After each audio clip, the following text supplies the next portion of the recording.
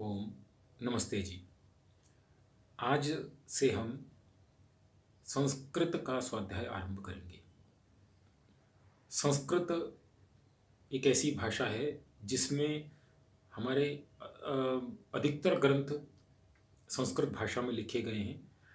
उनका भाष्य अवश्य कर दिया गया है, परंतु उसे हम अपने क्षमता से पढ़ लें वह संभव नहीं हो पाता, क्योंकि हम संस्कृत का उतना ज्ञान नहीं रखते कि जिससे हम उन श्लोकों को, उन मंत्रों को, उन शब्दों को समझ सकें। तो उसके लिए हम ये संस्कृत की श्रृंखला आरंभ कर रहे हैं। तो आप पढ़िए, समझिए, और आपको इसमें कुछ समझ नहीं आता है तो आप प्रश्न कीजिए, तो अगला वीडियो उसके अनुसार बनाया जा सकता है। आज जो हम आरंभ कर रहे हैं साधारण एकदम संस्कृत के अनुसार आरंभ कर रहे हैं। संस्कृत में जो शब्द होते हैं उन्हें स्वर बोलते हैं और व्यंजन बोलते हैं। स्वर जो हैं, जो व्यंजन का उच्चारण करने में सहायता करते हैं, उसे स्वर कहा जाता है। जैसे अ, आ, ई, उ, ऊ, री, री, ए, ऐ, ओ, औ, ये स्वर हैं। इसमें अ, ई, उ, री, ये सब जो हैं ह्रस्व हैं। ह्रस्व अर्थात जो हम साधारण भाषा में बोलते हैं। और दीर्घ जो होते हैं आ, ई, ए, ओ, तो ये जो हैं ये दीर्घ होते हैं। तो दीर्घ में कौन से हैं?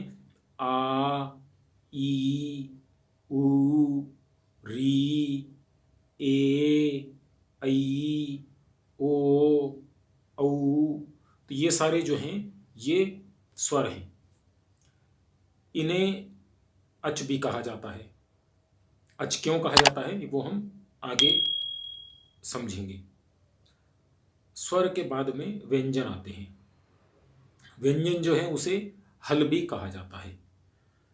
व्यंजन 5 इसमें वर्ग होते हैं। क, च, ट, त और प, ये 5 वर्ग होते हैं।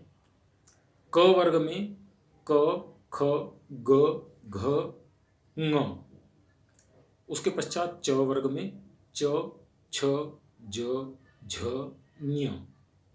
इसके पश्चात ट वर्ग में ट, ठ, ड, ढ, ण। इसके पश्चात त वर्ग में त, थ, द, ध और न। फिर इसके पश्चात प वर्ग में प, फ, ब, भ, म।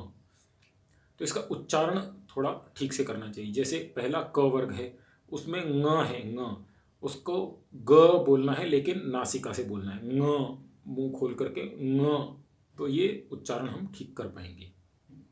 दूसरा च वर्ग में य बोलना है लेकिन नासिका से उच्चारण करना है।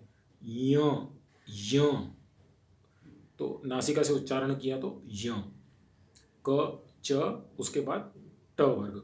ट वर्ग में न बोलना है लेकिन नासिका से। ण, ण, ण बोलना है। ड़, ड़ बोलना है लेकिन नासिका से बोलना है। ण। उसके पश्चात त वर्ग में तो न है, वो तो साधारण भाषा में हम बोलते ही हैं। उसके पश्चात प वर्ग है, उसमें प, फ, ब, भ और म।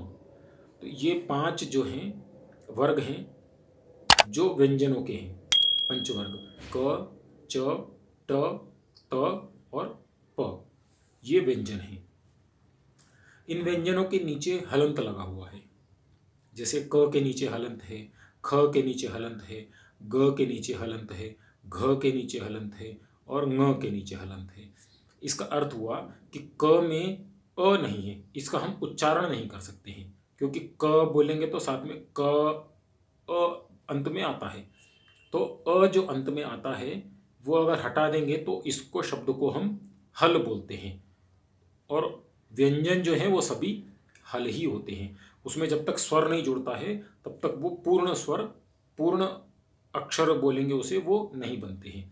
पूर्ण अक्षर जो बनने के लिए हल में अच को जोड़ना पड़ता है, अर्थात व्यंजन में स्वर को जोड़ना पड़ता है, तब वो पूरा स्वर, पूरा शब्द, पूरा अक्षर बनता है।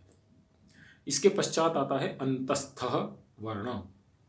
अंतस्थः अर्थात य, र, ल और व, ये चार अंतस्थः हैं। य, र, ल और व। तो ये हमारे स्वर और व्यंजन, इतने आज हमने सीखे और समझे। स्वर को अच भी कहते हैं और व्यंजन को हल भी कहते हैं। हल क्यों कहते हैं और हल के कहने के पीछे जो कारण है वो अगले वीडियो में बताऊंगा, क्योंकि उससे वो एक अलग विषय है। तो उस वीडियो को मैं उस विषय को अगले वीडियो में बताऊंगा।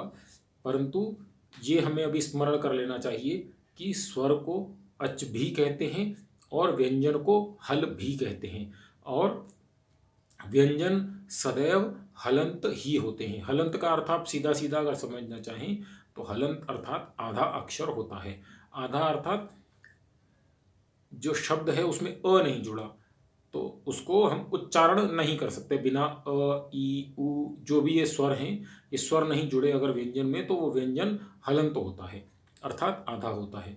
और आधे स्वर, आधे व्यंजन का हम उच्चारण नहीं कर सकते हैं। तो आज इस विषय को यहीं पर समाप्त करते हैं और इसके आगे अगले वीडियो में देखेंगे। धन्यवाद। नमस्ते जी।